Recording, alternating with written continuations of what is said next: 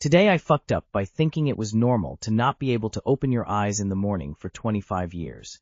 Ever since I was a kid, it took me ages to get out of bed. The sunlight coming through the window seemed so bright, I couldn't even open my eyes past a squint. It took maybe 20-30 minutes of blinking, squinting, and sometimes fumbling around with my eyes closed before I was fully awake. My mother told me that it just took a while to get used to the light in the morning, and that it took a bit to fully wake up. I planned every morning around 20 minutes of blinking, squinting, and trying to not go back to sleep. I am 27 years old, so this has just been a fact of life for me.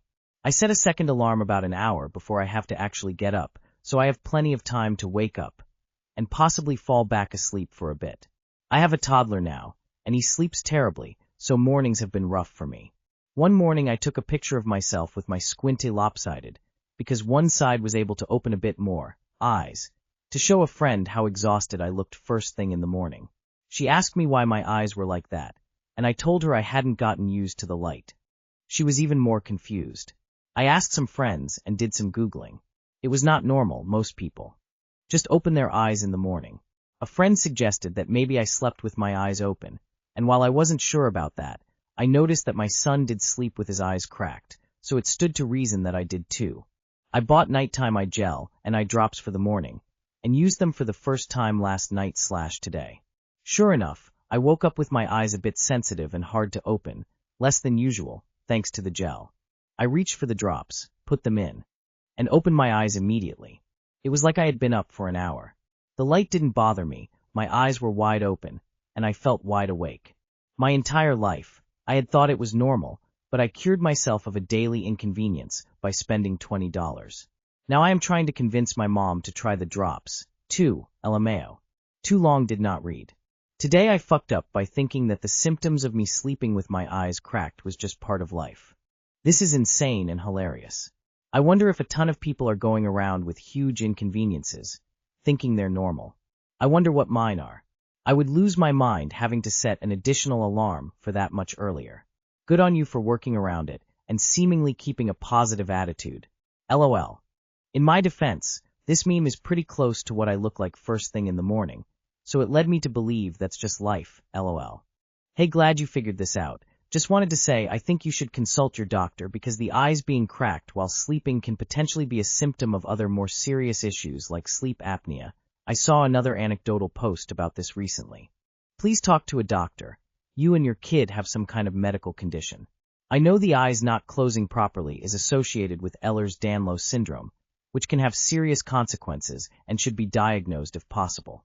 Edit. Meant serious complications, not consequences, but potato IG.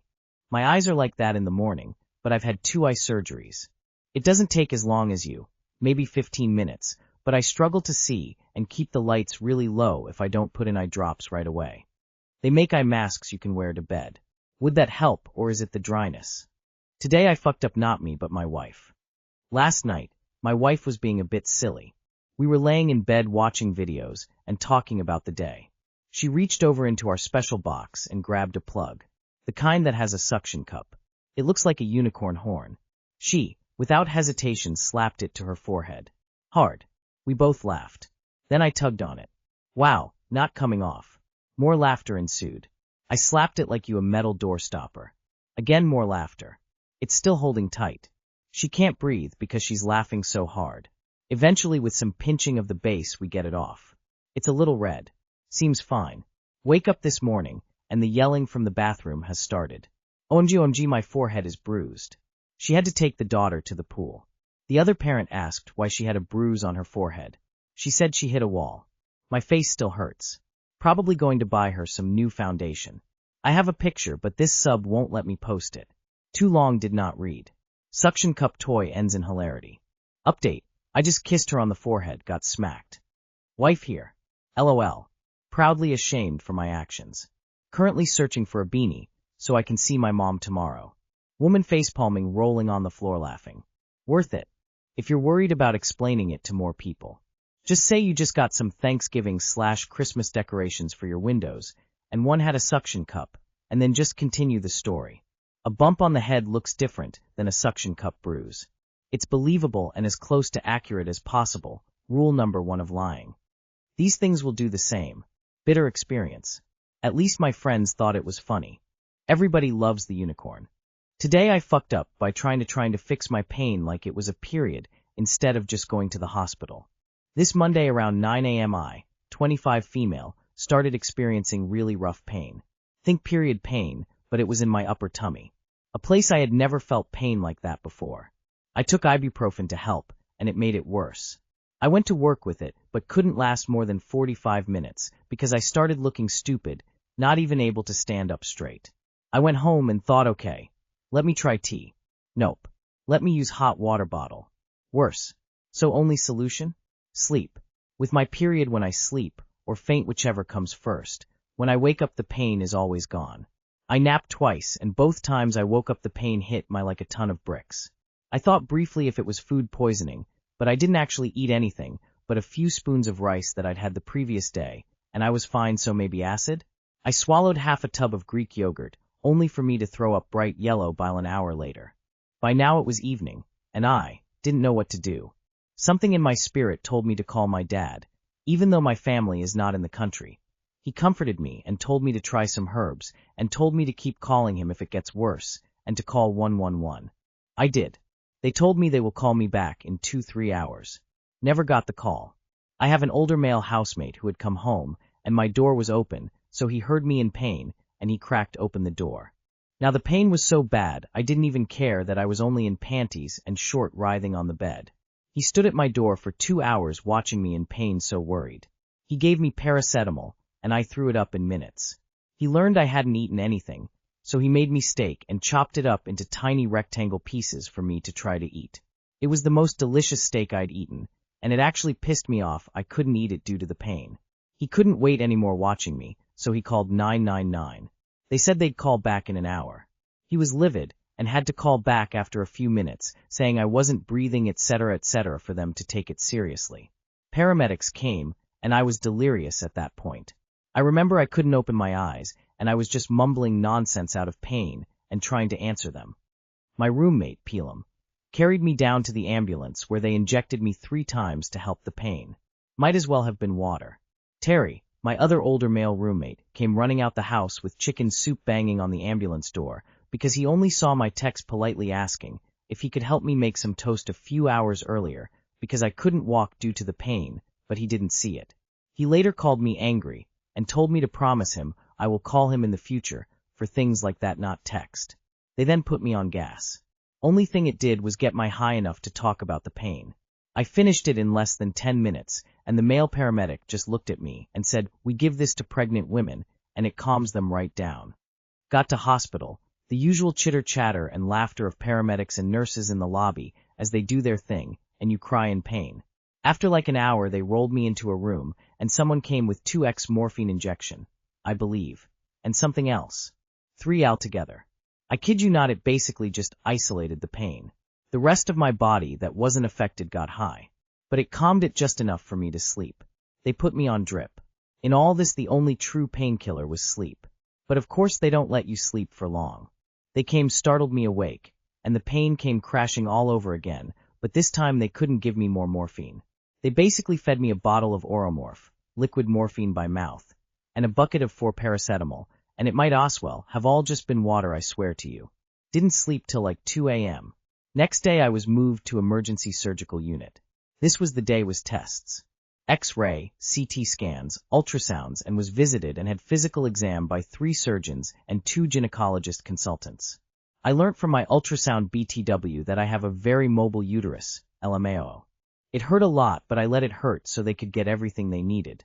In all those tests they determined my ovary had twisted.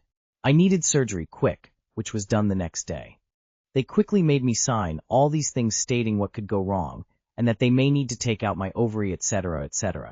Doctors can be slow, and honestly by the time they came for me I was physically restraining my own mouth, rocking on the bed due to the pain and not wanting to make noise.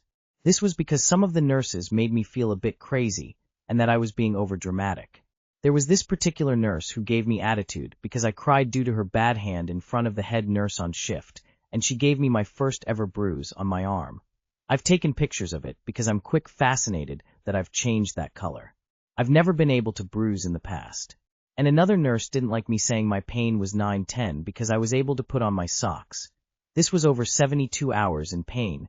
My body was exhausted from fighting it, and honestly I felt like it somewhat got a little used to it. They prepped me for emergency surgery. They gave me 2 doses of fentanyl. Did not work. They knocked me out. Now here's the crazy part. It was only when they cut into me.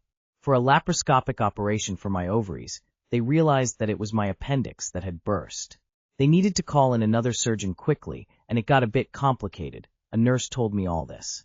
I had appendicitis. They did the surgery and still did the laparoscopic operation, to confirm I indeed had healthy and untwisted ovaries, which was the case. Funny thing is Pelham called it from the start. He said it to me, and yet none caught it. It fooled every test. My other older male roommate came to hospital as soon as he could and brought some of his friends and got me sushi, a card, flowers, and they prayed over me. My mom flew in the next day to help take care of me, and more people showed their support. This was a bit frightening. Not the happening part, but because I would have never actually gone to the hospital if Pelham didn't insist. I would have just slept on it again, and it may have gotten worse. I'm home now. After 6 days I was discharged. I'm really happy I'm home, and my mom is cooking a ton of food, and I'm so happy. But I wanted to share my story, and I will never in my life doubt the pain of appendix for anyone in my entire life. Morphine and fentanyl couldn't help me. I come from a family full of doctors. In fact, my uncle is a gynecologist in London, and the moment I was admitted my name was recognized, and he got like 2-3 calls from the other consultants. Damn, he was getting updates before me. He would call me to tell me what his friends were telling him and discussing about my tests, and I'd only hear the news from a doctor like 4 hours later face with tears of joy, and GL it felt a bit face with dung to have connections like that, haha, it was cool. Anyways, thanks for listening, smiling face with hearts. I hope everyone stays safe. And if pain become unbearable, go to hospital. Don't try to fix it yourself like I was doing. TLDR, I tried to fix my pain myself. Ended up needing emergency surgery for my burst appendix and staying in hospital for 6 days. You are lucky to be alive. You throw up yellow bile, it's gastric. Go to the hospital. Do not eat anything. You need that green whistle, stat. Burst appendix and peritonitis is not good. I'm glad you are okay. You could have easily died. A similar thing happened to my husband, and without going into long boring details, he had abdominal pain that he thought was food poisoning, and he had had fast food which timed out correctly for food poisoning. I bullied him into going to the hospital, and it turned out he had an arterial dissection the length of his celiac artery, aorta to liver. Had he gone to sleep, he would have died. I, too, mistook a ruptured appendix for menstrual pain. Painkillers, heating pad, naps. I pushed through it for nearly 24 hours before I realized something was terribly wrong and got a ride to the ER. When I called my mom for help, I was delirious with pain. She could tell immediately something was wrong. I didn't even get my ass out before she said she was on her way. I don't even remember the ambulance ride from the little hospital to the big hospital where I was rushed for emergency surgery. Too many women have this experience, and it make me angry. I'm glad you made it, Red Heart. I called it in your first paragraph. There is only one pain to this degree, and that's within 12 hours. You are lucky to be alive after 72 hours. Like 5 sentences in, I'm going, it's appendicitis. Then I read twisted ovary in the upper abdomen. Okay, then, it's appendicitis.